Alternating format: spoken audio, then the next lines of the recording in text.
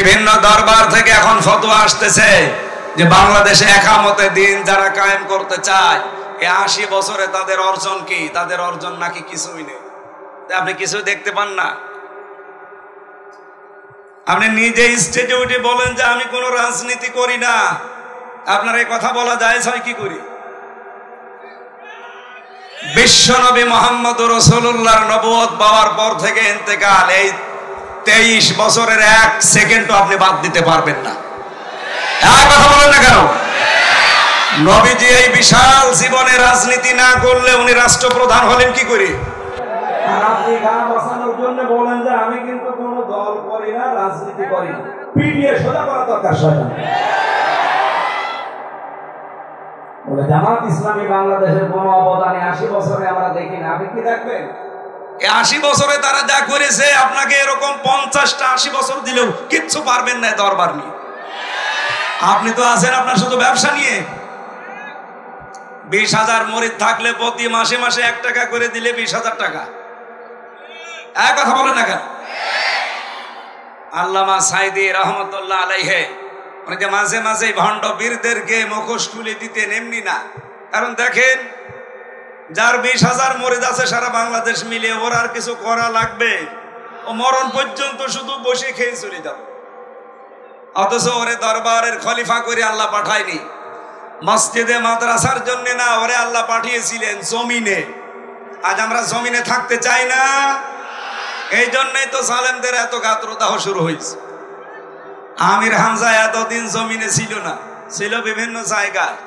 একটা কথা আমার পক্ষে বিপক্ষে কেউ বলে না, নিশ্চুপ ছিল। কিন্তু যখনই জামাত ইসলামী বাংলাদেশ আমাকে নমিনি বানিয়েছে কুষ্টিয়া সদরের জন্য, এই যে রাম আর বামপাড়া, বিশেষ করে জালেম যারা এখন নতুন যুক্ত হয়েছে, তাদের সাথে মুনাফিকেরা কোথাকার সেই 12 সাল 13 সালের ভিডিও কাটছাট করে আগে নেই পরে নেই, এখানে প্রসাব করিবেন না করিলে 50 টাকা জরিমানা, এইরকম সাজিয়ে মানুষের সামনে এখন বিভ্রান্ত ছড়াচ্ছে। আমি 1.5 ঘন্টা 2 ঘন্টা কথা বলি, পুরাটা শোনেন তো একটা ভুল বের করতে পারেন কিনা? হ্যাঁ, স্লিপ অফ টাং কিছু হতে পারে, এটা আমার ইচ্ছাকৃত না, অনিচ্ছাকৃত ভুল মার্জনীয়। আমি ইচ্ছা করে যদি কিছু বলে থাকি সেইটা আপনি সঙ্গে সঙ্গে আসেন। যতগুলো তথ্য এ পর্যন্ত বলেছি ইচ্ছা করে একটাও ভুল বের করতে পারিনি, শুধু কাটছাট করা ছাড়া। অনিচ্ছাকৃত ভুল, ওটাকে আমি নিজে ইচ্ছা করে করি, মুখ দিয়ে বের হয়ে যায় মানুষ হিসাবে, সেটার জন্য আমি সরি বলি এবং সংশোধন হওয়ার জন্য আমি চেষ্টা চালাই। এরপরেও যারা পেছনে লেগে থাকে, আমি নাই ক্ষমা চাই, আল্লাহ আমারে আশা করি ক্ষমা করে দেবে। আপনি গীবত করে কি করলেন বলেন? আপনি গীবত করে কি করলেন? আপনার নিজের নেকিগুলো তো নষ্ট হয়ে গেল, কিছু আমল আখলাক যা ছিল সব আমার আমল নামায় চলে আসে। وعد الله الذين آمنوا منكم وعملوا الصالحات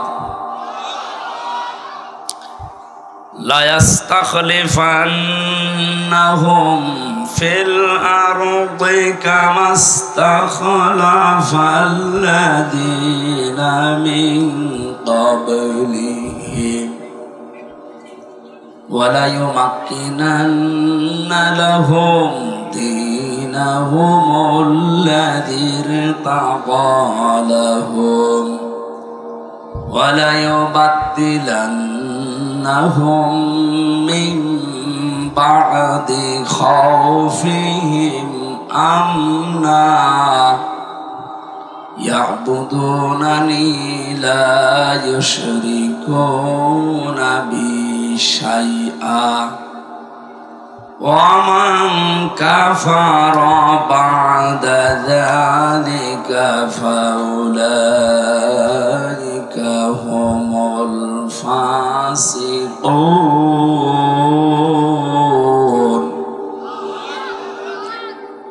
عن أبي هريرة رضي الله تعالى عنه قال قال النبي صلى الله عليه وسلم يقال لصاحب القرآن اقرأ وارتقي ورتل كما كنت ترتل في الدنيا ফাইন্না মানসিলাকা ইনদা আখিরি আয়াতিন তাকরাউহা রাহু মুসলিম ওয়া মা যাদাহুম ইল্লা ঈমানাও ওয়া তাসলিমা আল্লাহুম্মা সাল্লি আলা মুহাম্মাদ ওয়া আলিহি ওয়া সাহবিহি ওয়া বারিক ওয়া সাল্লিম বালাগাল উলা বিকামালিহি কাশাফাত দুজা বিজামালিহি হাসনাত জামিউ খিসালিহি সাল্লু আলাইহি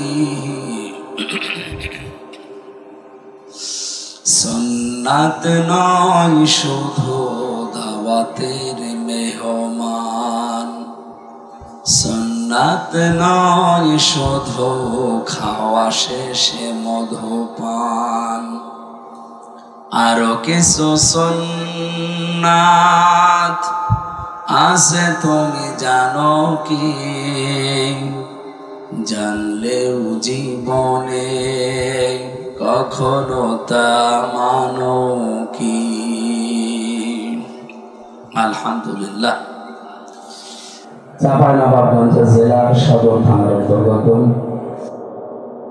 11 নম্বর ওয়ার্ড সেবা সংস্থা কর্তৃক আয়োজিত তাফসীরুল কোরআন মাহফিলের স্বনামধন্য সভাপতি বাংলাদেশ জামাত ইসলামী। এই নামটা বললে এখন কলিজা ভরে যায়, প্রাণ খুলে জবান ছেড়ে নামটা আমরা এতদিন বলতেও পারতাম না। বাংলাদেশ জামাত ইসলামী চাঁপাইনবাবগঞ্জ জেলা শাখার শ্রদ্ধাভাজন আমির মাওলানা আবু যর গফারি আতালাল্লাহু উমরাহু ওয়া বারাকাল্লাহু ফি হায়াতি প্রধান অতিথি, বাংলাদেশ জামাত ইসলামী ঢাকা মহানগরী দক্ষিণ ও কেন্দ্রীয় নির্বাহী পরিষদের সদস্য, এই আসনের জন্য বাংলাদেশ জামাত ইসলামী থেকে নমিনি শ্রদ্ধাভাজন ব্যক্তিত্ব বিশিষ্ট রাজনীতিবিদ, সাবেক ছাত্র নেতা, বাংলাদেশ ইসলামী ছাত্র শিবিরের কেন্দ্রীয় সাবেক সভাপতি জনাব নুরুল ইসলাম বুলবুল আতালাল্লাহু উমরাহু ওয়া বারাকাল্লাহু ফি হায়াতি। বিশেষ অতিথি সাবেক এমপি চাঁপাইনবাবগঞ্জ সদর 3 জনাব লতিফুর রহমান। এখানে আরেকজন আছেন সাবেক মেয়র চাঁপাইনবাবগঞ্জ পৌরসভার, আমার ভালোবাসার মানুষ, শ্রদ্ধাভাজন ব্যক্তিত্ব জনাব নজরুল ইসলাম। হায়াতে তাজ্জাবা সিহাতে কুল্লিয়া কামনা করছি, বলেন আমিন। আলোচনা করলেন মাওলানা হোসেন আহমেদ মাহফুজ চুয়াডাঙ্গা, মাওলানা আব্দুল মকিম জিহাদি, আপনাদের এই বড় মসজিদের সম্মানিত খতিব, মঞ্চে বসা ওলামা ইকরাম, সামনে বসা মুসলমান ভাইরা, পর্দার আড়ালের সম্মানিতা মা এবং বোনেরা, প্রশাসনের ভাইরা, প্রাণ প্রিয় চাঁপাইবাসী। আমার মনে হয় চাঁপাইনবাবগঞ্জে আসলে ওই শহীদের কথা মনে হয় যিনি কোরআনের জন্য জীবন দিয়েছিলেন। ভোলাহাট থানায় বাড়ি না, থানায় যেন গমস্তাপুর। কোরআনের জন্য যে জীবন দিয়েছিল একটা যুবক, শেবগঞ্জ,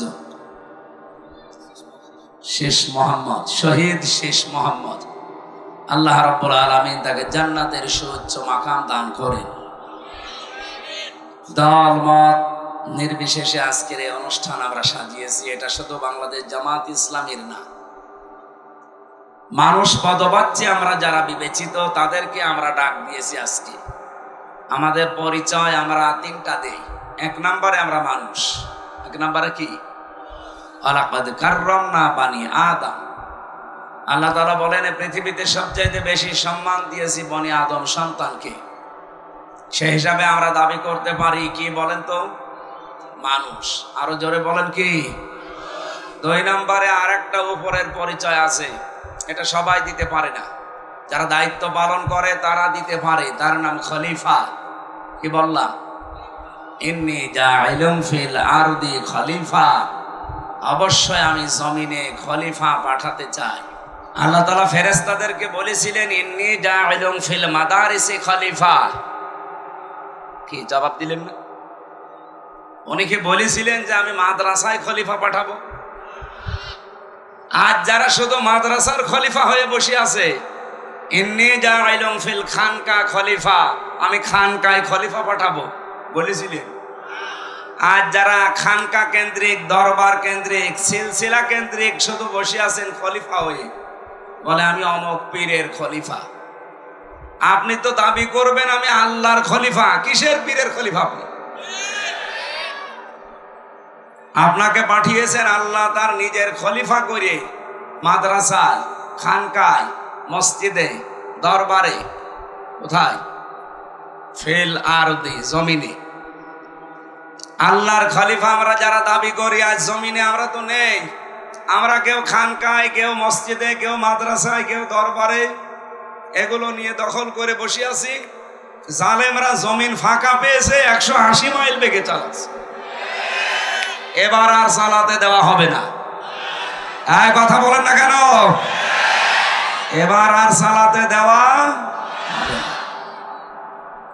এবার চালাতে চাইলে আমাদের উপর দিয়ে চালাতে হবে, কারণ এখন আমরা জমিনে আছি। এতদিন জমিনে হয়তো থাকতে দেননি, আর কিছু মানুষ যদি জমিনে থাকার পরিবেশ ছিল তারা শুধু ওই কেন্দ্রিক কেন্দ্রিক কেন্দ্রিক ছিল। কোন কেন্দ্রিক বুঝেছেন? এরাই শুধু চার দেওয়ালের মাঝে এইটাকেই মনে করেছে এইটাই দুনিয়া। আমি তো নিজে কওমি মাদ্রাসায় পড়েছি, হাফেজি মাদ্রাসায় পড়ে দেখেছি। যখন পড়তাম আমার মনে হইতো যে এইটাই মনে হয় পৃথিবী, এর বাইরে আর কিছু নেই। আমার কওমি মাদ্রাসা যেহেতু একটু বড় ছিল তো মনে করতাম যে এর বাইরে মনে হয় আর পৃথিবীতে আর কিছু নেই। বাইরে যখন বিশ্ববিদ্যালয়ে আসলাম তখন দেখি ও আল্লাহ, ও তো কিছুই না। এরপরে যখন বাইরের দেশে গেলাম, মালয়েশিয়াতে, ওই জায়গায় যে দেখি এই যে বাংলাদেশে যে বিশ্ববিদ্যালয় বলা হয় ওর কাছে এগুলো সব মানে বাচ্চা। আমি যেখানে পড়েছি কুষ্টিয়া ইসলামিক বিশ্ববিদ্যালয়, মালয়েশিয়া ইসলামিক বিশ্ববিদ্যালয়, ওইটা ইন্টারন্যাশনাল, ওইটার কাছে এইটা বাচ্চাও না। ওটার কমপক্ষে 15 ভাগের 1 ভাগও হবে না, এত ছোট জায়গায়। অথচ এখানে পড়ার পরে মনে হতো ওরে বাবা কি জায়গায় আসলাম। আমার মনে হয় এই দেশে, আমি এটা বললাম এই কারণে, এই দেশে যারা এই 4 দেওয়ালের মাঝখানে লেখাপড়া করা মানুষ, এদের সর্বোচ্চ চাহিদা আছে একটা মসজিদ আর একটা মাদ্রাসা পেলেই হবে। এই কারণে তারা দুনিয়া আখেরাত ওইভাবে না বোঝার কারণে, তাদের ওস্তাদগণের এবং তাদের সিলেবাসের দোষের কারণে তারা ফতোয়াবাজি এখন করছে একামতে দ্বীনের বিরুদ্ধে। আমি কথা বোঝাতে পেরেছি কিনা জানি না। আপনি দেখেন এত বড় বড় দাড়ি নিয়ে নিজেরা তো দিন কায়েম করার চেষ্টা করেই না, আরো যারা করার পর্যায়ে চলে এসেছে তাদের এখন বিরুদ্ধে এই 54 বছর আগের ফতোয়া আরম্ভ করেছে। বিভিন্ন দরবার থেকে এখন ফতোয়া আসতেছে যে বাংলাদেশে একামতে দিন যারা কায়েম করতে চায়, এই 80 বছরে তাদের অর্জন কি? তাদের অর্জন নাকি কিছুই নেই। আপনি কিছু দেখতে পান না। আপনি নিজে স্টেজে উঠে বলেন যে আমি কোনো রাজনীতি করি না, আপনার এই কথা বলা যায় কি করি? বিশ্বনবী মুহাম্মদুর রাসূলুল্লাহর নবুয়ত পাওয়ার পর থেকে ইন্তেকাল, এই 23 বছরের 1 সেকেন্ডও আপনি বাদ দিতে পারবেন না। কথা বলেন না কেন? নবীজি এই বিশাল জীবনে রাজনীতি না করলে উনি রাষ্ট্রপ্রধান হলেন কি করে? আর আপনি গান বাঁচানোর জন্য বলেন যে আমি কিন্তু কোনো দল করি না, রাজনীতি করি না। পিটিয়ে সোজা করা দরকার। বলে জামাত ইসলামী বাংলাদেশের কোন অবদানে 80 বছরে আমরা দেখি না। আপনি কি দেখবেন? এই 80 বছরে তারা যা করেছে আপনাকে এরকম 50টা 80 বছর দিলেও কিচ্ছু পারবেন না দরবার নিয়ে। আপনি তো আছেন আপনার শুধু ব্যবসা নিয়ে। 20,000 মুরিদ থাকলে প্রতি মাসে মাসে 1 টাকা করে দিলে 20,000 টাকা। এক কথা বলেন না কেন? আল্লামা সাইদি রহমতুল্লাহ আলাইহি অনেকে মাঝে মাঝে ভণ্ড বীরদেরকে মুখোশ খুলে দিতেন, এমনি না। কারণ দেখেন যার 20,000 মুরিদ আছে সারা বাংলাদেশ মিলে, ওর আর কিছু করা লাগবে? ও মরণ পর্যন্ত শুধু বসে খেয়ে চলে যাবে। অথচ ওরে দরবারের খলিফা করে আল্লাহ পাঠায়নি। মসজিদে মাদ্রাসার জন্য না, ওরে আল্লাহ পাঠিয়েছিলেন জমিনে। আজ আমরা জমিনে থাকতে চাই না, এই জন্যই তো জালেমদের এত গাত্রদাহ শুরু হয়েছে। আমির হামজা এতদিন জমিনে ছিল না, ছিল বিভিন্ন জায়গায়। একটা কথা আমার পক্ষে বিপক্ষে কেউ বলে না, নিশ্চুপ ছিল। কিন্তু যখনই জামাত ইসলামী বাংলাদেশ আমাকে নমিনি বানিয়েছে কুষ্টিয়া সদরের জন্য, এই যে রাম আর বামপাড়া, বিশেষ করে জালেম যারা এখন নতুন যুক্ত হয়েছে, তাদের সাথে মুনাফিকেরা, কোথাকার সেই 12 সাল 13 সালের ভিডিও কাটছাট করে আগে নেই পরে নেই, এখানে বসাব করিবেন, না করিলে 50 টাকা জরিমানা, এইরকম সাজিয়ে মানুষের সামনে এখন বিভ্রান্ত ছড়াচ্ছে। আমি 1.5 ঘন্টা 2 ঘন্টা কথা বলি, পুরাটা শোনেন তো একটা ভুল বের করতে পারেন কিনা? হ্যাঁ, স্লিপ অফ টান কিছু হতে পারে, এটা আমার ইচ্ছাকৃত না, অনিচ্ছাকৃত ভুল মার্জনীয়। আমি ইচ্ছা করে যদি কিছু বলে থাকি, সেইটা আপনি সঙ্গে সঙ্গে আসেন। যতগুলো তথ্য এ পর্যন্ত বলেছি, ইচ্ছা করে একটাও ভুল বের করতে পারিনি, শুধু কাটছাট করা ছাড়া। অনিচ্ছাকৃত ভুল, ওটাকে আমি নিজে ইচ্ছা করে করি, মুখ দিয়ে বের হয়ে যায় মানুষ হিসাবে, সেটার জন্য আমি সরি বলি এবং সংশোধন হওয়ার জন্য আমি চেষ্টা চালাই। এরপরেও যারা পেছনে লেগে থাকে, আমি নাই ক্ষমা চাই, আল্লাহ আমারে আশা করি ক্ষমা করে দেবে। আপনি গীবত করে কি করলেন বলেন? আপনি গীবত করে কি করলেন? আপনার নিজের নেকিগুলো তো নষ্ট হয়ে গেল। কিছু আমল আখলাক যা ছিল সব আমার আমল নামায় চলে আসে। ইমাম আবু হানিফা রহমতুল্লাহ আলাইহি, আমি একটা ঘটনা পড়ছিলাম ওনার জীবনে, আর একটা পড়েছিলাম হাসান বসরি রহমতুল্লাহ আলাইহি। উনি একজনের কাছে একটা মুরিদ বা শাগরেদ দিয়ে একটা মিষ্টি পাঠিয়েছে। লোকটা বলছে, কিসের মিষ্টি? আপনি ওনার নামে কালকে বদনাম করছিলেন, গীবত করছিলেন। আর গীবত বা বদনাম করলে কি হয় আপনি কি জানেন? আপনার জীবনের নেকিগুলো সব তার আমল নামায় চলে গেছে, আর তার গোনা যা ছিল সব আপনার আমল নামা। আপনি এত বড় উপকার করলেন, আপনার মিষ্টি না খাওয়িয়ে পারা যায়? আমার তো মনে হচ্ছে এই 12 সাল থেকে শুরু করে এই 25 সাল 3 বছর নয় জেলে ছিলাম, বাকি সময়গুলোতে যারা পেছনে লেগে আছেন, আপনাদের বাড়ি বাড়ি আমার মিষ্টি পাঠানো দরকার। আমি তো ভুলের জন্য ক্ষমা চেয়ে মাপ চেয়ে যেভাবেই হোক আমি মাপ আল্লাহর কাছে পাবো বলে আশা করি। কিন্তু আপনি কি করছেন বলেন? আপনি কি করছেন? আপনি নিজাম মজুমদারের বিরুদ্ধে কথা বলেন না, ডক্টর জাফর ইকবালের বিরুদ্ধে কথা বলেন না, শেখ হাসিনার বিরুদ্ধে আপনি কথা বলেন না, আপনি কথা বলেন আমির হামজা, মাওলানা মিজানুর রহমান আজহারি, তারেক মনোয়ারের বিরুদ্ধে না? এই সমস্ত মানুষগুলোর অবদান আপনি অস্বীকার করেন। আপনি কি করেছেন ইসলামের জন্য? আপনি জমিনে কয়দিন ছিলেন বলেন তো? আমার মাজা ভেঙ্গে দিয়েছে শুধুমাত্র নবীজির আদর্শ মানার কারণে, ইসলাম মানার কারণে। আপনি কয়দিন এই কষ্ট সহ্য করেছেন বলেন? আমার মাজায় দড়ি টাঙিয়ে 11 ঘন্টা টাঙিয়ে রেখেছিল জালেমেরা, 11 ঘন্টা। আমি ইশারায় নামাজ পড়েছি, পেশাব পায়খানার জন্য মাত্র 2 বার 2 মিনিট করে ছুটি দিয়েছিল। বলেন তো, মাথা নিচের দিকে পা উপরের দিকে 11 ঘন্টা এভাবে থাকা, আপনি কয়দিন থেকেছেন?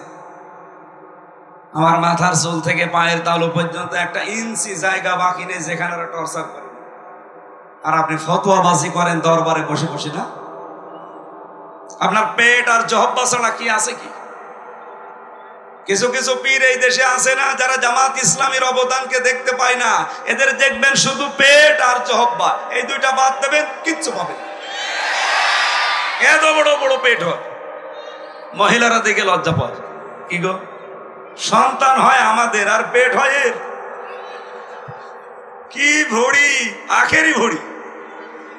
আমার মনে হয় এখানে নজরুল ভাই, বা ঠিক আছে আপনি বসে বসে বসে। আমি দ্বিতীয় পরিচয় বলছিলাম, আমরা আল্লাহর কি খলিফা। কি বলেন তো? এবার কি খেলাফতের দায়িত্ব পালন করা যাবে? আমার আজকের আলোচনার বিষয় এই খেলাফতের শর্ত কি কি, এগুলো যদি পূরণ করতে পারি, এই শর্তের উপরে টিকে থাকতে পারলে আল্লাহ তার ওয়াদা এবার ঠিক পালন করবে ইনশাআল্লাহ। 3 নম্বরে আমাদের আরেকটা পরিচয় আছে, সর্বোচ্চ পরিচয়। কি বলেন তো? আমরা আল্লাহর গোলাম। এটা অনেকেই বলতে চায় না, বলে আমি অমুক পীরের গোলাম। ওর কোন জায়গায় মারবেন বলেন তো? ওয়াইন কুনতুম ফি রাইবিম মিম্মা নাযালনা আলা আবদিনা ফাতু বিসূরাতিম মিন মিসলি। আল্লাহ পাক বলেন, এই কোরআন আমি আমার যে বান্দার উপরে নাজিল করেছি, এখানে কি বলেছে যে এটা আমি নাজিল করেছি এমন কোন বড় কোন বিষয় দিয়ে? আলা আবদিহি, আমার বান্দার উপরে। কোরআন শরীফ পড়ে আমি পেয়েছি আল্লাহর কাছে সবচাইতে প্রিয় নাম আব্দুন বা আব্দুল্লাহ। নবীজিকে আল্লাহ এই নামটা ধরে পুরা কোরআনে বহু জায়গায় ডাক দিয়েছেন। তাবারাকাল্লাযী নাযালাল ফুরকানা আলা আবদিহি লিয়াকুনা লিল আলামিনা নাযীরা। বলেন আল্লাহু আকবার। আপনাকে মানুষ হওয়া সহজ, খলিফার দায়িত্ব পালন করা সহজ, কিন্তু আব্দুন বা গোলাম হওয়া অত সহজ না। গোলাম হতে হলে শুধুমাত্র এই গর্দানটা আল্লাহ ছাড়া কারো কাছে আপনি নত করবেন না, এই সিদ্ধান্ত নিয়ে দুনিয়ায় টিকে থাকা লাগবে। এটা টিকে থাকার জন্য আমাদের জাতির পিতা যিনি হযরত ইব্রাহিম নবী আলাইহিস সালাম আমাদের নাম দিয়েছেন, তিনি মুসলিম। মুসলিম মানে আত্মসমর্পণকারী। আমরা যার তার সামনে আত্মসমর্পণ করি না। আমরা যদি আত্মসমর্পণ করি, মাথা নত করি, আমরা গোলামি করি কার? এখানে গোলাম শব্দটা অনেক দামি শব্দ। আল্লাহ নবীকে এই নামে ডাক দিয়েছে, গোলাম। আমার গোলাম, আমার বান্দা। সুতরাং আমাদের তিনটা পরিচয়ের ভেতরে আমরা মানুষ হিসাবে, যেহেতু অন্য ধর্মের মানুষও এখানে থাকতে পারেন, আপনাদেরকে আমরা ওয়েলকাম জানাচ্ছি। এটা শুধুমাত্র মুসলমানদের জন্য অনুষ্ঠান না। তাফসীরুল কোরআন মাহফিল যেই লিখেছেন সেটা মানুষ হিসাবে যারা পদবাচ্য বিবেচিত সবার জন্য। সুতরাং অন্য ধর্মের কেউ আসলে আপনি আসেন, কোরআনে কারিম শোনার পরে আপনারা নিরাপদে আপনাদের বাড়িতে পৌঁছান, এটা কোরআনের দায়িত্ব। ওয়াইন আহাদুম মিনাল মুশরিকিনা ইসতাজারাকা ফাজিরহু হাত্তা ইয়াসমাআ কালামাল্লাহ সুম্মা আবলিগহু মা'মানা। আল্লাহ পাক বলেন, হে নবী, মুশরিকদের কোন দল যদি আপনার কাছে এই বলে আশ্রয় চায় যে আমি কোরআন শুনতে চাই, আজকে চাঁপাইনবাবগঞ্জের এই 20-25-30 কিলোর ভেতরে যদি কোনো মুশরিক থাকেন, কোনো ইহুদি থাকেন, কোনো খ্রিস্টান থাকেন, কোনো বৌদ্ধ থাকেন, অন্য কোনো জাতির লোক যদি বাস করেন, আপনাদেরকে আহ্বান জানাচ্ছি, কারণ আপনার জন্য এরা মাইকিং করেছে। কি কথা বলেন না কেন? প্রচার সবার জন্যই হয়েছে। আসেন, আল্লাহর কোরআন শোনানো হবে। নিরাপদে শোনার পরে আল্লাহ পাক বলেন, হে নবী, এদেরকে আপনি বাড়ি পর্যন্ত নিরাপদে যেতে পারে সেই ব্যবস্থাও করে দেবেন। আর বাংলাদেশে এখন সেই ব্যবস্থা অলরেডি আছে। আপনি আসেন, শোনার পরে আপনি নিরাপদে যান। যেহেতু মানুষ হিসাবে আমরা দলমত নির্বিশেষে, জাতি, বর্ণ, ধর্ম সবাই এসেছি, কিন্তু আমি খলিফার দায়িত্ব বুঝিয়ে দেওয়ার জন্য আজকের তেলাওয়াতকৃত আয়াত সূরা নূর 55 নম্বর আয়াত পড়েছি। লক্ষ লক্ষ হাদিস থেকে মাত্র একটা হাদিসের টুকরা পড়েছি। এর পরের অংশে আরো কিছু কথা আছে। আমি হাদিসটা আর হালকা ব্যাখ্যা করার পরে তাফসিরে চলে যেতে চাই। আন আবি হুরায়রা রাদিয়াল্লাহু তাআলা আনহু قال النبي صلى الله عليه وسلم, হযরত আবু হুরায়রা বর্ণনা করেন, বিশ্বনবী জানিয়েছেন, ইয়াকালু লিসাহিবিল কোরআন, কিয়ামতের দিন সাহেবে কোরআন যারা, সাহেব কোরআন কারা? এই যে আজ যারা কোরআনে কারিমের সাথে সম্পৃক্ত হওয়ার জন্য বসে আছেন, আপনারা সাহেবে কোরআন, কোরআন শোনার জন্য, জানার জন্য, বোঝার জন্য যারা চেষ্টা চালাচ্ছেন। এত দামি হয়ে গেছি আজকে আমরা কোরআনের কারণে। এই যে কোরআন শরীফ এই টেবিলের উপরে আছে, আমার মনে হয় চরম পর্যায়ের বিয়াদব ছাড়া কেউ এই টেবিলে এখন আর পাও দেবে না। দেবে? কয়েকদিন আগে পাগল নামে একটা ছেলে নর্থ সাউথ বিশ্ববিদ্যালয় কোরআনের উপরে পা দিয়েছে। আমরা ধিক্কার জানাচ্ছি, সে যেই হোক, যদিও অন্য ধর্মের, এখন তাকে চালানো চেষ্টা চালাচ্ছে, সে নাকি মাথা খারাপ, পাগল। সে যদি পাগলই হবে, ওই বিশ্ববিদ্যালয়ের লাইব্রেরিতে ত্রিপিটক আছে, বেদ আছে, গীতা আছে, সে ওইগুলো তো লাথি দেয় না, ওইগুলোতে থুতু মারে না, শুধু কোরআন শরীফে লাথি দেয়। তার মানে কোন পাগল আমরা বুঝে ফেলেছি। এর সর্বোচ্চ শাস্তি দেওয়া লাগবে কোরআনের সাথে বেয়াদবি করার কারণে। কথা বলেন না কেন? এই শাস্তি আপনারা চান না? আগামী থেকে যেন দুঃসাহস আর না দেখায়। এখন বলছে পাগল হিসাবে চালাতে পারলে তার শাস্তি নাকি মওকুফ হয়ে যাবে এদেশের বিচার ব্যবস্থায়। আমার মামলার যে লোকটার কারণে, সাকিব, তরবারি সাকিব তার নাম, ওর বাড়ি হচ্ছে সিরাজগঞ্জে। মাঝে মাঝে হাজিরা দিতে যেতাম, ওরে দেখতাম।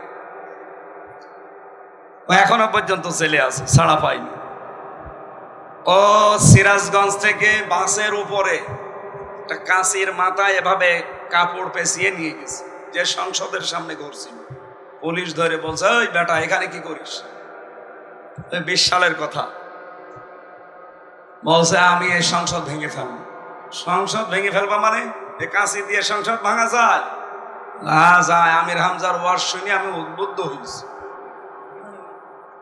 পুলিশ ওরেও ধরে নিয়ে গেছে, আর আমার নাম যেহেতু বলেছে আমারও ধরে, এই যে ধরে নিয়েছে, এই মিথ্যা, এই পাগলের কল্প কাহিনী, এর উপরে 3 বছর আমার জেল। ওই পাগলরে আমি মাঝে মাঝে জিজ্ঞাসা করতাম, এক জায়গায় থাকতাম তো, হ্যাঁ, আমার জীবনে কোনোদিন দেখেছিস? না। তুই আমার নাম বললি কোন কারণে রিমান্ডে? বলছে আমারে বলতে বলিস। বলতে বলিস মানে? হ্যাঁ, প্রথম দিন যেদিন আমি কাশি নিয়ে গিয়েছি, আমি তো ঘোরাফেরা করছিলাম, আমারে বলছে কয়েকজনের নাম তোর বলা লাগবে, তাহলে তোরে ছেড়ে দেব। আমি তো এই আশায় বলেছি। প্রথমে কয়েকজনের নাম আমার সামনে বললো, তার ভেতরে আপনার নামটা আমি খুব ভালো লেগেছে। আমি মনে করলাম, আল্লাহ, এই পাগল তো আসলে পাগল, এরে নাই সার্টিফিকেট দেওয়া যায়। আমারে বলছে আপনার নামটা আমার খুব ভালো লেগেছে, কয়েকজনের নাম বললো, আপনার নামটা ভালো লেগেছে, এই জন্য নামটা বলে দিল। এইরকম পাগল হলে নাই ডাক্তারি সার্টিফিকেট তৈরি করা যায়। কিন্তু যে পাগল বিশ্ববিদ্যালয়ে পড়ে, তার সামনে ত্রিপিটক আছে, বেদ আছে, গীতা আছে, ধর্মীয় গ্রন্থ তো আরো আছে, একটাও লাথিও দেয় না, থুতুও দেয় না, শুধু কোরআন শরীফে লাথি দেয়। তার মানে এটা এখন পাগল বলে সাব্যস্ত করে চালানো আর যাবে না। এটা আসলে জাতে মাতাল, তাহলে ঠিক আছে। এরা আপনি রিমান্ডে উল্টো করে ঝোলান, দেখেন ঠিক সব বলে দেবে পেছনে কারা কারা আছে। ও কোনো উদ্দেশ্য নিয়ে কাজ করেছে। সাম্প্রদায়িক দাঙ্গা তৈরি করার জন্য দাদা বাবুরা বহু চেষ্টা চালিয়েছে এই 14 মাসে, একটাও সফল হতে পারে না। আর এবারের যে পূজা, ওরা তো ব্যর্থ হয়ে গেছে। বহু চেষ্টা চালিয়েছিল এই পূজা এবার একটা ঝামেলা তৈরি করতে, কিন্তু ইসলামপন্থী মানুষেরা এই দেশে এমন একটা শান্ত পরিবেশ তৈরি করে দিয়েছে। বিশেষ করে আমিরে জামাত ডাক্তার শফিকুর রহমান, তার এক কথায় এই দেশের হাজার লক্ষ মানুষেরা সব নিস্তব্ধ হয়ে গেছে। তিনি জানিয়েছিলেন, এই দেশের মসজিদ যদি পাহারা দেওয়া না লাগে, মন্দিরও পাহারা দেওয়া লাগবে না। এই কথা বলেন, বলে নাই? লক্ষ লক্ষ মসজিদ এই দেশে পাহারা দেওয়া লাগে না, রাত দিন পড়ে থাকে। মন্দির পাহারা দেওয়া লাগবে কোন কারণে? তার কথায় উদ্বুদ্ধ হয়ে দল মত জাতি বর্ণ ধর্ম নির্বিশেষে সবাই মনে হচ্ছে পাহারাদা হয়ে গেছে। এবার দাদাদের সব চক্রান্ত ব্যর্থ হয়ে গেছে।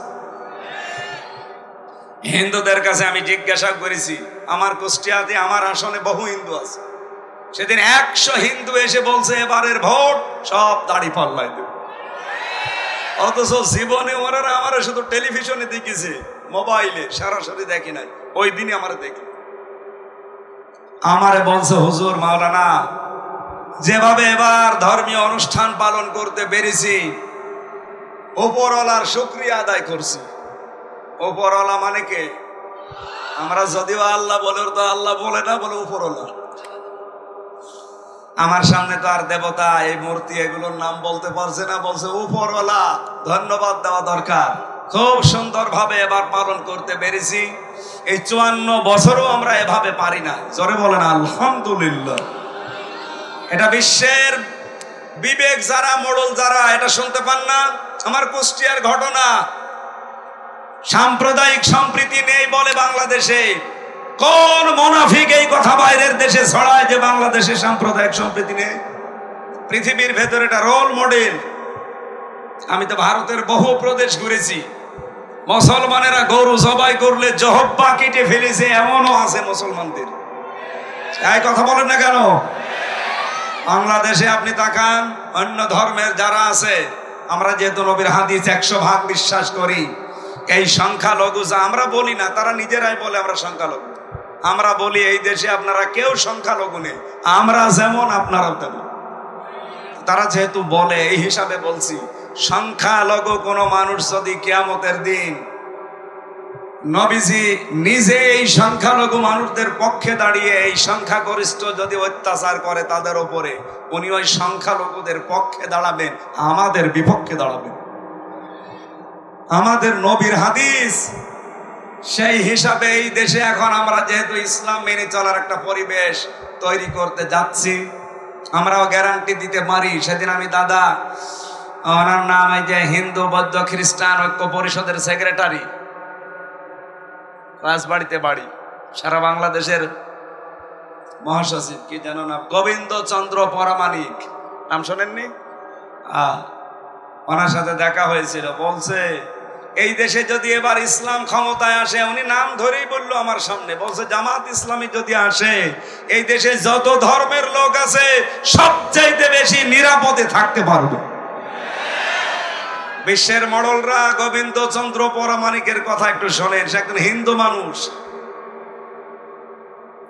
এজন্য যারা ধর্মীয় গ্রন্থের উপরে আঘাত দিলেন, আমরা অন্য কোনো কারণে না, আমরা চাই তার বিচার হোক, কারণে কোরআনে কারিম আমাদের কলিজার চাইতেও দামি।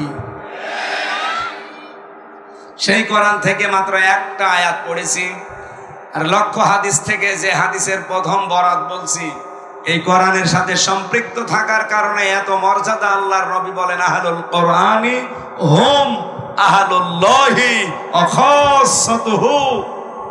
কোরআনওয়ালা যারা, এরা সাধারণ মানুষ না, এরা আল্লাহর পরিবারভুক্ত এবং খাস ব্যক্তি। সুবহানাল্লাহ বলতে পারেন নাই? এই চাঁপাইনবাবগঞ্জে বহু মানুষ কোরআনওয়ালা মানুষকে নিয়ে টিটকারি করে। কোরআনের অনুষ্ঠান হলে আমরা দেখেছি তারা ভিডিওর মাধ্যমে, সংবাদ সম্মেলনের মাধ্যমে উল্টা পাল্টা কথা তাদের নামে লাগিয়েছে। আমরা নাকি কোরআনের নামে চাঁদা তুলি। বাংলাদেশে প্রমাণ কেউ দিতে পারবেন যে কোরআনের নাম করে কেউ এই দেশে আমরা চাঁদা তুলেছি? না, মানুষ নিজে কোরআন প্রচার করতে পারলে সৌভাগ্যশালী মনে করে, এই কারণে আরো দেশে দিয়ে যায়। আজকে আজিজ সাহেব নাকি দায়িত্বে আছে, জিজ্ঞাসা করেন তো ও কোরআনের এই অনুষ্ঠানের জন্য কোন জায়গায় চাঁদাবাজি করেছে কিনা? অথচ যারা বড় বড় চাঁদাবাজের বাপ, তারা এই ফতোয়া নিয়ে আসে। ডক্টর মিজানুর রহমান আজহারি হাফিজাহুল্লাহ এ জেলায় একবার এসেছিলেন না? তাকে নিয়ে আমি কয়েকজনের কথা শুনলাম, তারা একেবারে খেয়ে দিয়ে লেগেছে মাথায় কাপড় বেঁধে। মুফাসসিরে কোরআন দুইজনই এমন এমন ফতোয়াবাজি আরম্ভ করেছে, দুইজন মিলে। এই মিজান আজহারি আসার কারণে চাঁপাইনবাবগঞ্জের নাকি প্রত্যেক বাড়ি থেকে চাউল ডাউল কালেকশন করা হয়েছে। এমন কোন বাড়ি ঘর নেই, দোকানপাট নেই যেখানে চাঁদাবাজি করা হয়নি। আরে ভাই, আপনার মতো চাঁদাবাজি করতেছে কি পাথর মেরে আমি মানুষ মেরে ফেলি? কোরআন প্রচারের দায়িত্ব যেমন আমার, যেই লোকটা 5টা টাকা দিচ্ছে তারও দায়িত্ব এটা।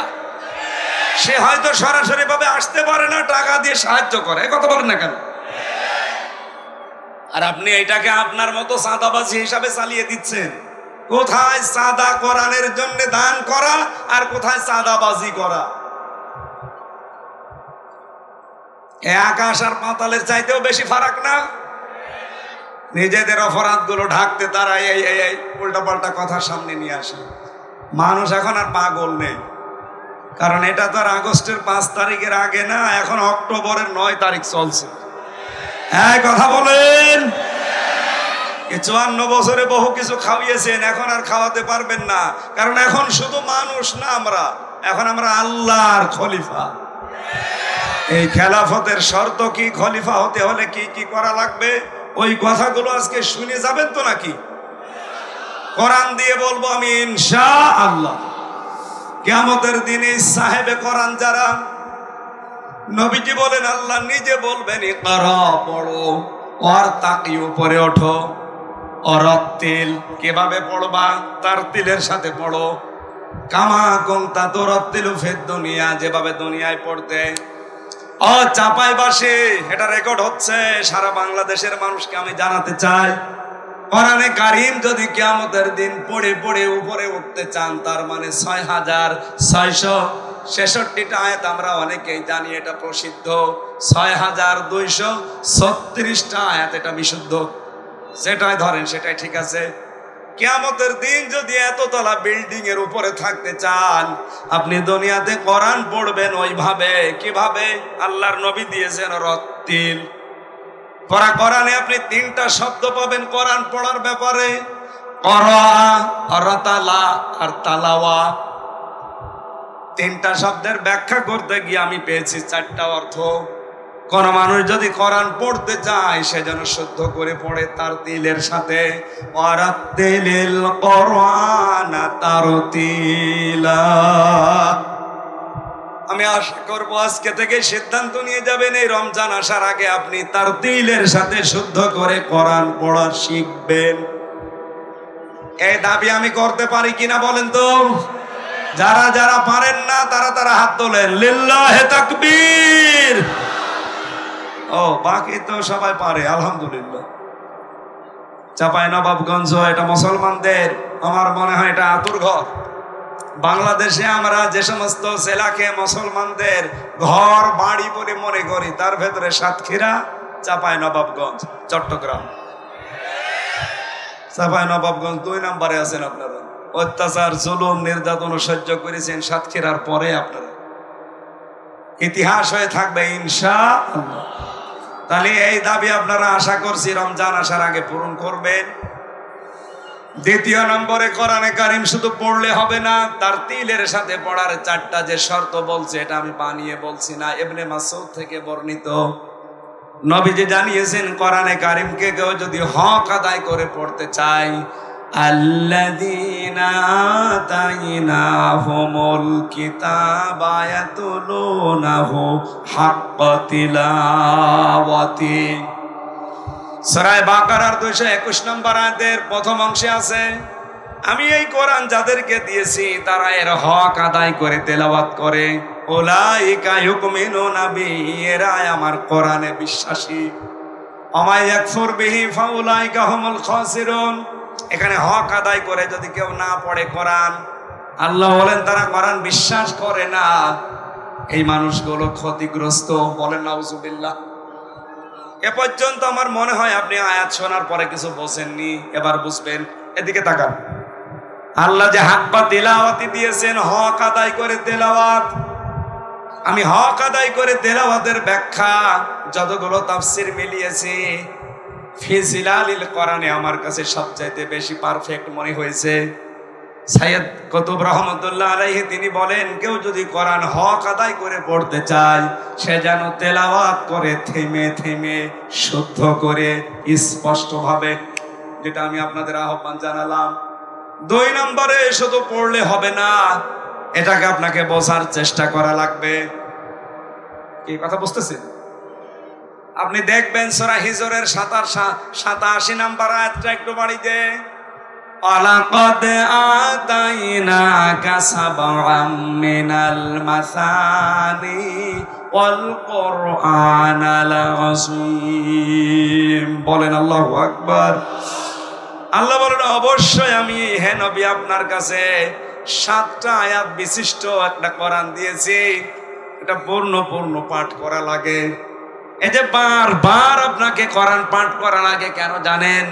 এই মহান কোরআনকে, এই 7 আয়াত বিশিষ্ট সূরাকে আমরা সূরা ফাতিহা বলে ডাকি। কেন বারবার এটা পড়া লাগে? দিন রাত 24 ঘন্টায় শুধু ফরজ নামাজও কেউ যদি পড়ে 17 রাকাত, কয় রাকাত? এই 17 রাকাত নামাজের প্রতি রাকাতে এই সূরা ফাতিহা কিন্তু একবার করে পড়া লাগে। কি কথা বলেন না কেন?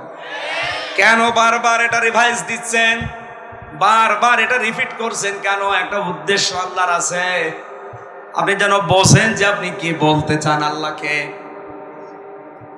কোরআন শরীফ আমি একটা স্টাডির জায়গায় রেখে দেখলাম, কোরআনে কারিমে আল্লাহ তেলাওয়াত সাজিয়েছেন 5 ওয়াক্ত নামাজের ফরজ, সুন্নত, ওয়াজিব, নফল। এই নামাজগুলো যদি আপনি পড়তে থাকেন, তাহাজ্জুদ আছে, ইশরাক আছে, আওবিন আছে, বিভিন্ন নামাজ আছে, এই নামাজগুলোতে যদি কোরআন শরীফ আপনি নিয়মিত পড়েন, আমি মিলিয়েছিলাম জেলখানায় থাকতে এটা 7 দিনে পড়া কোরআন শরীফ নামাজের ভেতরে পড়ে শেষ করা সম্ভব। আমি নিজে পড়েছি 5 ওয়াক্ত নামাজ মিলে। আমি সুন্নত পড়লেও 4 পৃষ্ঠা দিয়ে 4 রাকাত পড়তাম। তাহাজ্জুদে প্রায় 2 পারা, 2.5 পারা, 3 পারা চেষ্টা করতাম পড়ার। এরপরে আওয়াবিন নামাজে 1 পারা, এরপরে ইশরাক নামাজে 1 পারা। এভাবে করে করে আমি দেখেছি 7 দিনে পুরা কোরআন শরীফ শুধু নামাজে শেষ করা সম্ভব।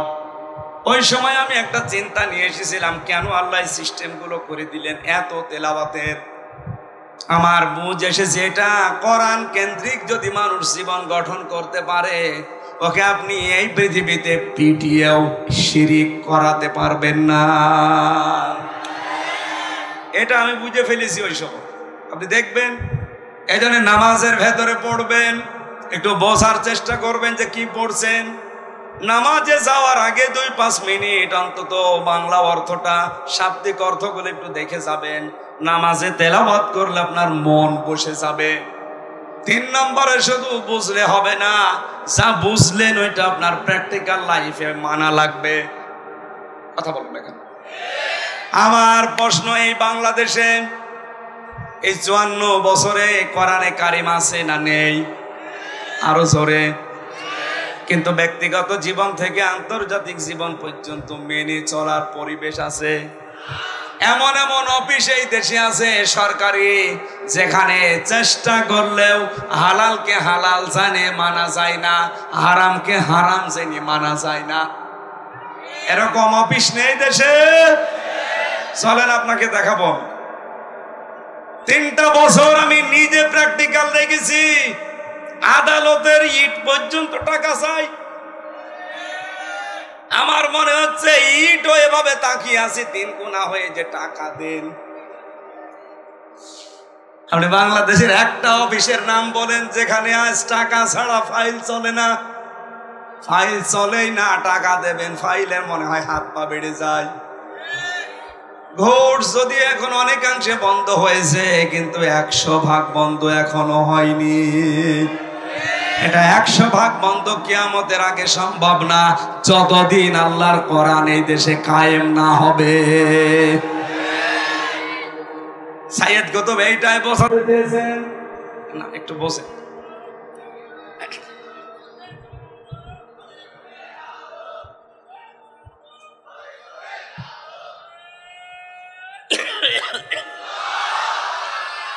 তাকবীরই যদি দেবেন, আপনার মতো মরা মানুষ তাকবীর দেওয়ার দরকার আছে?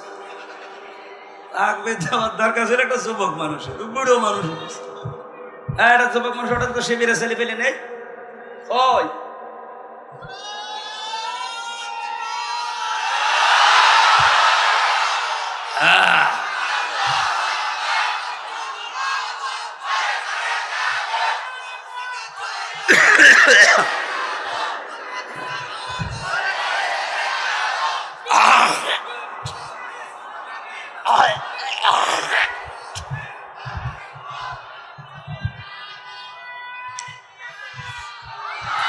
ঠিক আছে, যুবক মানুষের জেলায় আজ থাক। তাহলে 3 নাম্বার শর্ত বলছিলাম আপনাকে, এটা মানতে হবে। আর মানার জন্য আমরা এবার চেষ্টা চালাচ্ছি পরিবেশ তৈরি করার। কথা বলছেন না কেন? চাঁপাইনবাবগঞ্জের এই 11 নম্বর ওয়ার্ড থেকে শুরু করে সংসদ পর্যন্ত এমন ভাবে এবার কোরআন দিয়ে আমরা সাজাতে চাই যেন কোরআনে 11 নম্বর ওয়ার্ড থেকে সংসদ পর্যন্ত মানা যায়। ডিস্টার্ব হয়ে যাবে, তাড়াতাড়ি।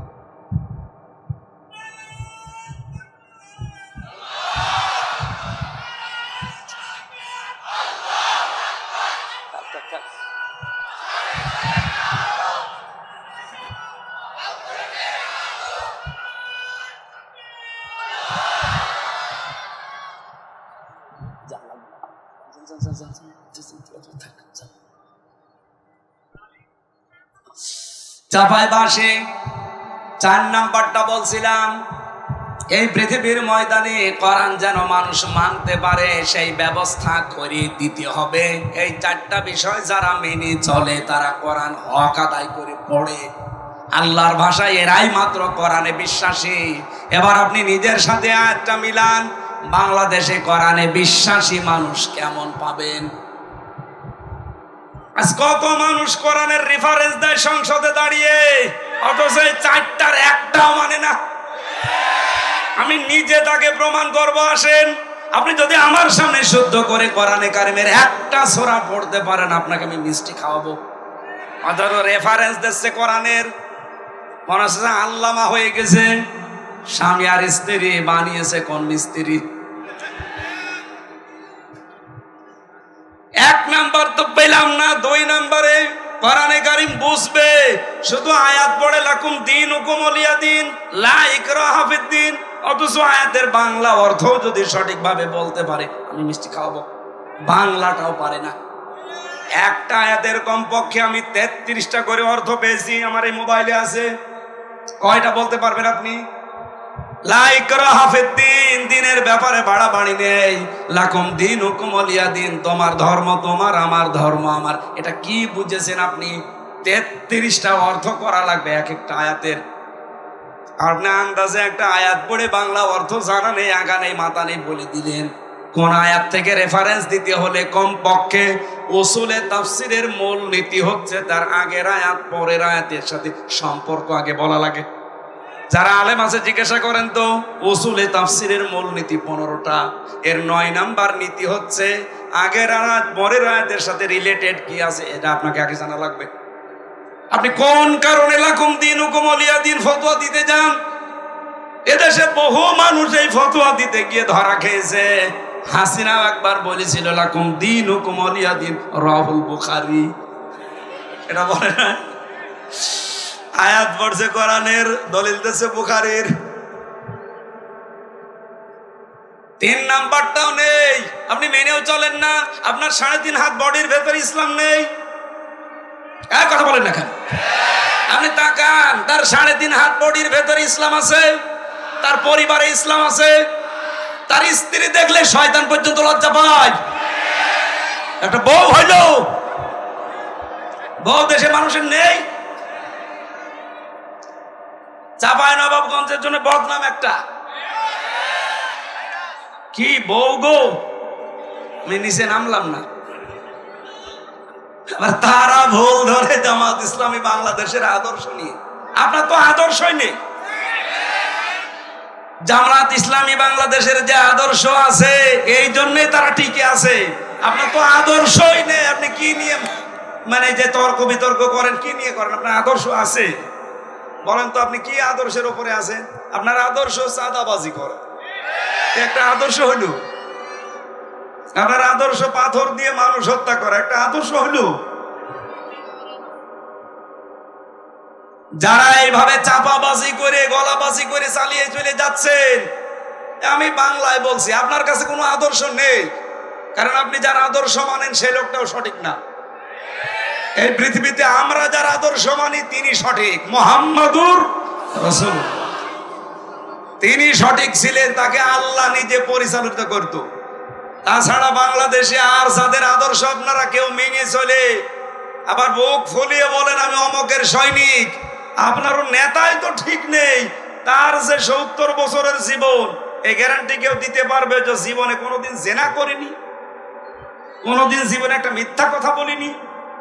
এক কথা বলেন না কেন?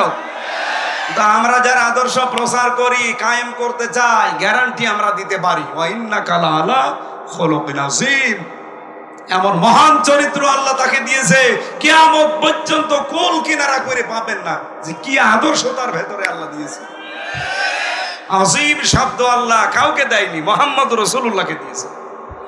আর এক জায়গায় দিয়েছেন আল কোরআন আল আজিম। ওই যে কিছুক্ষণ আগে সূরা হিজরের 87 নম্বর আয়াত পড়লাম। কোরআনকে আল্লাহ আজিম বলেছেন, আর মুহাম্মদ রাসূলুল্লাহর আদর্শকে আল্লাহ আজিম বলেছেন। সুবহানাল্লাহ বলতে পারেন নাই? এজন্য এই চাপাবাজি গলাবাজি বাদ দেন। আমরা চাপাবাজি করছি, গলাবাজি করছি, আমাদের একটা আদর্শ আছে। আর আপনারা যারা এগুলো করেন একটারও কোনো আদর্শ নেই। আপনার যা ভালো লাগে করতে পারেন। আপনার রাগ হবে আমি জানি, আপনার রাগ দেখার জন্য আমি আসি না, আমি সঠিকটা তুলে ধরলাম। যারা এই কথাগুলো আমাদের উপরে দোষ চাপিয়ে দিতে চান উল্টাপাল্টা, পেছনের দিকে আর যেতে চাই না, এখন আমরা দেশকে সামনের দিকে নিয়ে যেতে চাই। 4 নাম্বারটাও আপনারা চেষ্টা করেন না, কিন্তু আমরা চেষ্টা করছি। আমরা চাই নিজে শুধু মানবো না, মানুষ যেন মানতে পারে সেই ব্যবস্থা করে দিতে চাই।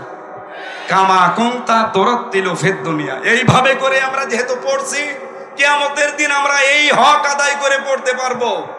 অরাত্তিল অরতাকি, পড়বো আর উপরে উঠতে থাকবো।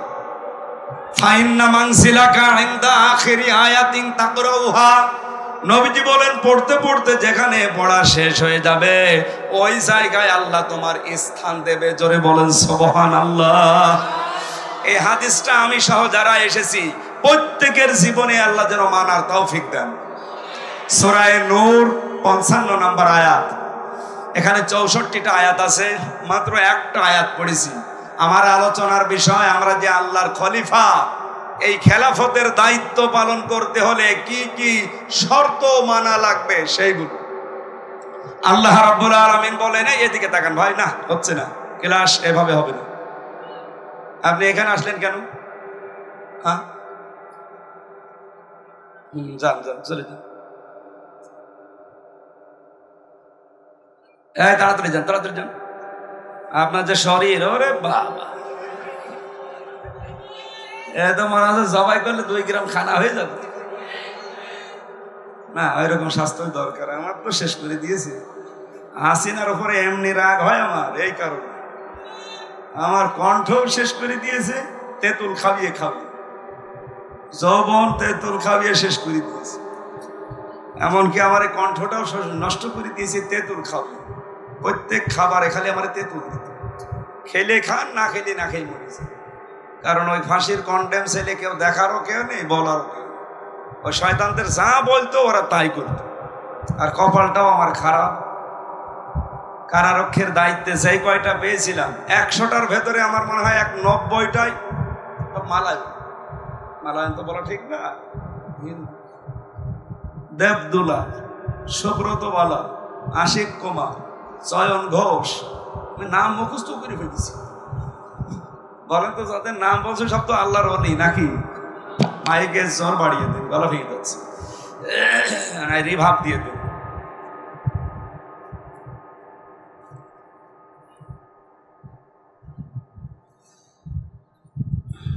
সূরার নাম কি মনে আছে নাকি দেখি তো? নূর। কোরআনের 55টা নাম আছে, তার ভেতরে 5 নাম্বার নাম পেয়েছি আমি, নূর। কোরআনের নাম কি? এই নূর একটা সূরার নাম। আল্লাহ রাব্বুল আলামিন ইরশাদ করেছেন, ওয়া'আদাল্লাহুল্লাযীনা আমানু মিনকুম ওয়া আমিলুস সলিহাত, তোমাদের ভেতরে যারা ঈমান আনে এবং আমলে সালেহ করে, এই 2টা কন্ডিশন যারা মেনে চলতে পারে, আল্লাহ তাদের সাথে ওয়াদা করছেন। আমার প্রশ্ন হচ্ছে, আল্লাহ পাক এখানে ওয়াদা দিয়েছেন, ওয়াদা করছে না করেছে? এটা মাঝি, অতীতের শব্দ। আল্লাহ ওয়াদা করে ফেলেছেন। আমার প্রশ্ন, বলেন তো, আল্লাহর ওয়াদা যখন থেকে তিনি করলেন ওই দিন থেকে আজকের দিন পর্যন্ত মিথ্যা হয়েছে? আরো জোরে বলেন। মিথ্যা হয়নি, তার প্রমাণ কি? আল্লাহ পাক বলেন, কামাস্তাখলাফাল্লাযীনা মিন ক্বাবলিহিম লা ইস্তাখলিফান্নাহুম ফিল আরদ, লামে তাকিদ নুনে সাকিলা, অবশ্যই আমি আল্লাহ তাদেরকে জমিনের খেলাফতি শাসন ক্ষমতা, জমিনের কর্তৃত্ব, নেতৃত্ব দান করব, যেমন তাদের পূর্বপুরুষদেরকে আমি আল্লাহ দিয়েছিলাম। আল্লাহর ওয়াদা যে সত্য, এর প্রমাণ এইটাই। এর আগে যারাই দুনিয়া থেকে ঈমান আর আমলের পরীক্ষায় উত্তীর্ণ হতে পেরেছে, একটা মানুষকে আমার আল্লাহ তার এই ওয়াদা থেকে বঞ্চিত করেন নাই। প্রতিটি মানুষদেরকে আমার আল্লাহ ওয়াদা দেখিয়েছেন। যারা ঈমানের উপরে টিকে ছিল, ঈমান আনলেই শুধু হয় না, ঈমান টিকিয়ে রাখতে হয়। এখানে বহু মানুষ বসে আছেন, যদি জিজ্ঞাসা করি নামাজ ভেঙে যায় কয়টা কারণে বলেন তো, বলে 7 কারণে। কথা বলেন না কেন? যদি এখন বলা হয় যে রোজা ভেঙে যায় কয় কারণে বলেন তো, হয়তো 10টা কারণ বলবেন। কোন মানুষকে যদি জিজ্ঞাসা করি এখানে যারা একটু জাননেওয়ালা, যে হজ ভেঙে যায় কয় কারণে, যদি ওর লেখাপড়া করা থাকে বলতে পারবে যে হজ এই কয় কারণে ভেঙে যায়। আমার মনে হচ্ছে এখানে একটা বিষয় 100 জনের প্রায় 90 জন পারবে না। যদি এখন বলা হয় যে ঈমান ভেঙে যায় কয় কারণে, 100 জনের 90 জন ফেল করবে। এই কথা বলেন না কেন? অথচ খেলাফতের এই দায়িত্ব দেওয়ার জন্য প্রথম শর্ত ঈমান। আপনার ঈমান থাকলেই হবে না, ঈমান আবার ভেঙে যায়, নষ্ট হয়ে যায়। ঈমান যেন টিকে থাকে, সেই জন্য ঈমান ভাঙার কারণগুলো জানা লাগবে। আমি একটা একটা করে হাদিস থেকে বলছি, মিলিয়ে নেন আপনার ভেতরে পাওয়া যায় কিনা। 1 নম্বরে, ইবাদতে আল্লাহর সঙ্গে যদি কাউকে শিরিক করেন, আপনার ঈমান ভেঙে যাবে। সূরা মায়েদার 72 নম্বর আয়াতে আছে দলিলটা, সূরা নিসার 48 নম্বর আছে। 2 নম্বরে, আল্লাহ ও বান্দার মধ্যে কাউকে মধ্যস্থকারী কেউ যদি মনে করে, তাহলে তার ঈমান ভেঙে যাবে। এটা সূরা ইউনূসের 18 নম্বর আয়াতে আছে। কাফেরকে কেউ যদি কাফের মনে না করে, তার ঈমান ভেঙে যাবে। সূরা আলে ইমরানের 28 নম্বর আয়াতে আছে। মুসলমানদের বিরুদ্ধে মুশরিকদের সমর্থন এবং সহযোগিতা করা, যেটা বাংলাদেশে এখন একটু বেশি হচ্ছে। অনেকেই শেয়ার পাওয়ার জন্য ঈমানের ধার ধারছেন না, দাদারা যা বলছে ও তাই করছে।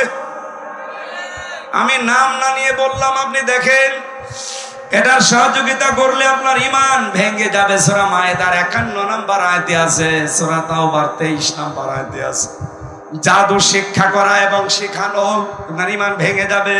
সূরা বাকারার 102 নম্বর আয়াতে আছে। দ্বীনের কোন বিধানকে নিয়ে যদি কেউ ঠাট্টা বিদ্রুপ মস্করা করে, তার ঈমান ভেঙে যাবে। সূরা তাওবার 65-66 নম্বর আয়াতে আছে। দ্বীন ইসলাম থেকে কেউ যদি মুখ ফিরিয়ে অন্য দ্বীনের দিকে একটু মুখ ঘুরিয়ে নেয়, এটা সূরা সাজদার 22 নম্বর আয়াতে আছে। কাউকে দ্বীন শরীয়তের ঊর্ধ্বে যদি কেউ মনে করে, তার ঈমান ভেঙে যায়। সূরা মায়েদার 3 নম্বর আয়াতে আছে। রাসূলুল্লাহর ফয়সালার তুলনায় অন্য কারো ফয়সালাকে কেউ যদি উত্তম মনে করে, এটা সূরা নিসার 65 নম্বর আয়াতে আছে। মুহাম্মদুর রাসূলুল্লাহর আনিত বিধানকে কেউ যদি অপছন্দ করে, এটা আছে সূরা মুহাম্মদের 9 নম্বর আয়াতে এবং সূরা নিসার 65 নম্বর আয়াতে। এই দলিলগুলো আমি যা বললাম বাড়ি যে রেকর্ড করে ফেলেছেন, একটু মিলিয়ে দেখবেন আপনার ঈমান আছে না গেছে। কোরআনে কারীম জানাচ্ছে, ওয়ামিনান নাসি মান ইয়াকুলু আমান্না বিল্লাহি ওয়া বিল ইয়াউমিল আখিরি ওয়া মা হুম বিমুমিনিন। মানুষের ভেতরে অনেক মানুষ এমন আছে, বলে আল্লাহ তোমাকে বিশ্বাস করি, কিয়ামত হবে তাও বিশ্বাস করি। আল্লাহ বলেন ওয়া মা হুম বিমুমিনিন, এরা কিন্তু মুমিন না। তাহলে কথাটা কি? কথা হচ্ছে এই কথা যা বললো এটা তার মুখের কথা, এটা তার মনের কথা না। এরকম পাবলিক দেশে নেই। বলেন বলেন। সুতরাং আমাদের ঈমানের উপরে টিকে থাকতে হলে ঈমান ভাঙার কারণগুলো জানা দরকার। আশা করছে 10টা আপনি মুখস্থ করে নেবেন বাড়িতে। আমি আয়াত নাম্বারগুলো বলে দিয়েছি, কারণও 10টা বলেছি। রেকর্ড যদি করে থাকেন মিলিয়ে মিলিয়ে দেখবেন আপনার ঈমান আছে। একটা বই লিখেছিলাম এই বিষয় নিয়ে, ঈমান আনার পদ্ধতি। মুসলমান কখন কাফের হয়ে যায় 120 পৃষ্ঠা লিখেছিলাম, এটা মনে হয় গাড়িতে এখন আর নেই। আসিফ সেন্টার রাজশাহী থেকে এটা পাবলিশ করে। যদি এটা কোনো জায়গায় পান দেখবেন আপনার ঈমান আমার মনে হয় এখন আর থাকার মতো না। কারণ কর্মকাণ্ড এবং যে কাজ কারবার বিশ্বাস আমরা দেখাচ্ছি এটা ঈমান থাকার মতো না। 2 নম্বরে ওয়ামিলুস সালিহাত, তারা ভালো ভালো কাজ করবে। এইবার আমার প্রশ্ন, এদিকে তাকান। যতগুলো ডিকশনারি আমি পড়েছি দেখেছি, এখানে আলেম যারা আছে কেউ কি বলতে পারবেন যে সালেহ মানে শুধুমাত্র নেক সৎ? এখন আধুনিক ব্যাখ্যাগুলো বের হচ্ছে, আপনি দেখেন সালেহ মানে যোগ্য। সালেহ মানে কি? যোগ্য। যারা ঈমান আনার পরে যারা যোগ্য হবে, যারা নিজেদেরকে যোগ্যতা সম্পন্ন করে গড়ে তুলবেন তাকওয়ার ভিত্তিতে, এই মানুষগুলোর সাথে আমার আল্লাহর ওয়াদা হচ্ছে জমিনের শাসন ক্ষমতা আল্লাহ তাদেরকে দেবে। আয়াতটা পড়ার পরে আমি মিলিয়েছি, বাংলাদেশ জামাত ইসলামীতে এই মানুষগুলো এখন তৈরি হয়ে গেছে। আপনি রাগ করলেও এটা সঠিক কথা।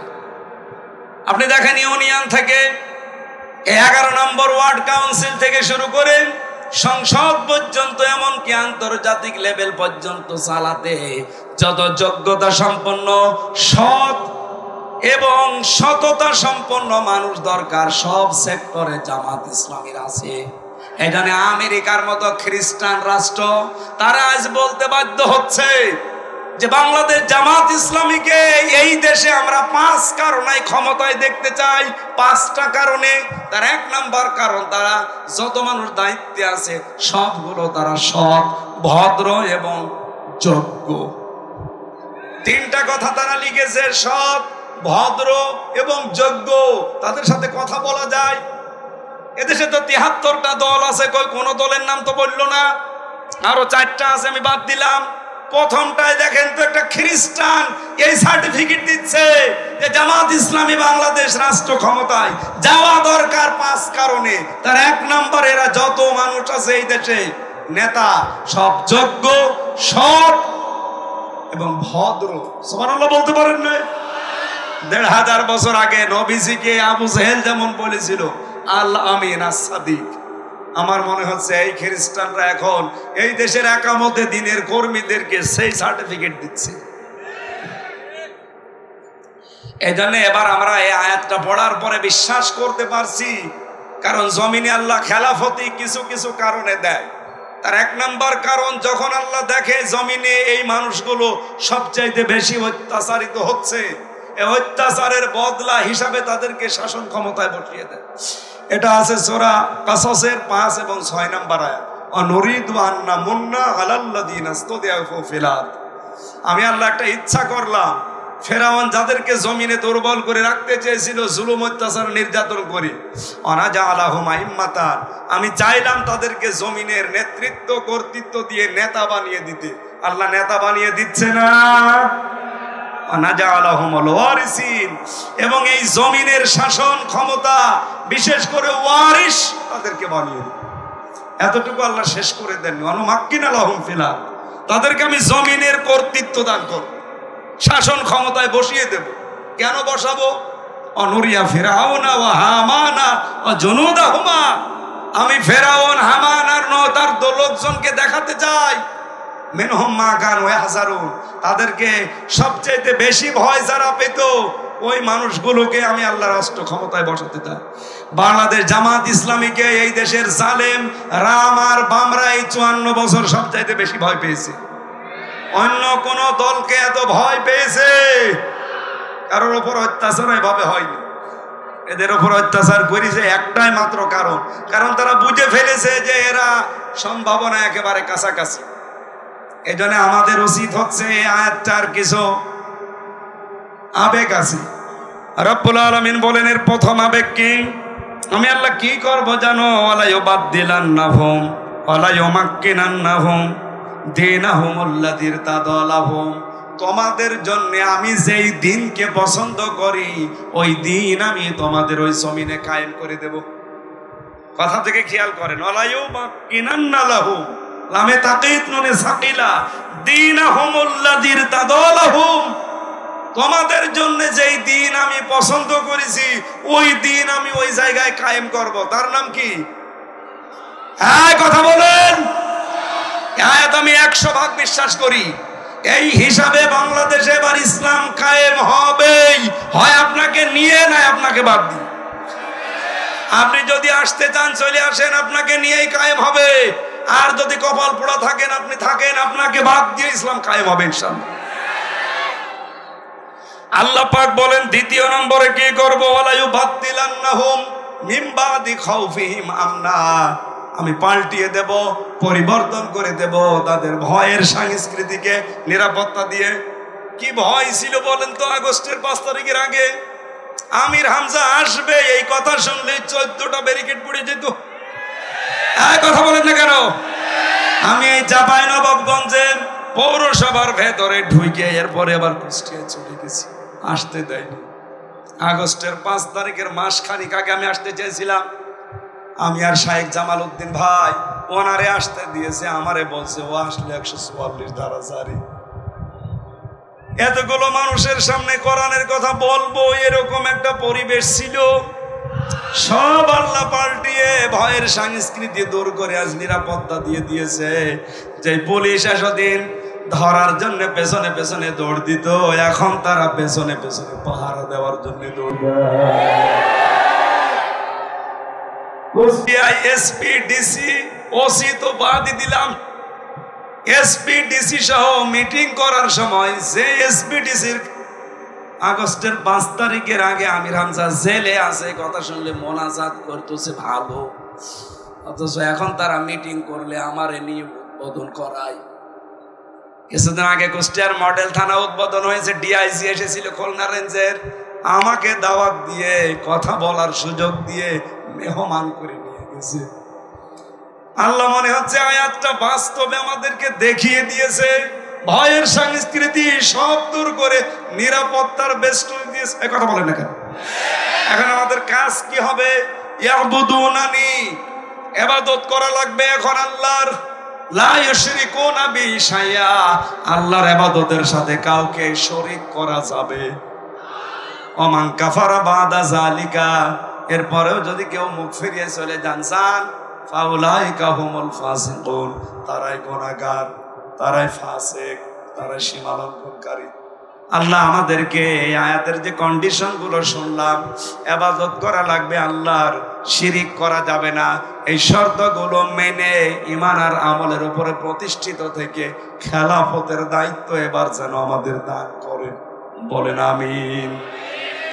মেয়েরা যারা এসেছেন বিভিন্ন জায়গায়, শুধু নামাজ পড়া রোজা রাখার কালো বোরকা পরা ইবাদত না। আপনার জন্য আমার লিখিত বই আছে দাম্পত্য জীবনের কলহ এবং তার সমাধান, এটা মেয়েদের, প্রত্যেক বউকে পড়াবে কেন গন্ডগোল করে। আর এটা ঈমান আনার যে পদ্ধতি বললাম, এই যেটা নোট করেছিলাম এই বই থেকে, আমার লিখিত বই, এটা নিয়েছেন, কাজে লাগবে, মেয়েদেরকে দেবেন, মঞ্চে আছে।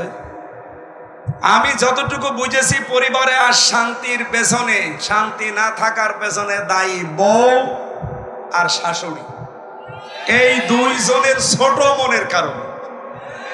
এই কথা বলা লাগবে।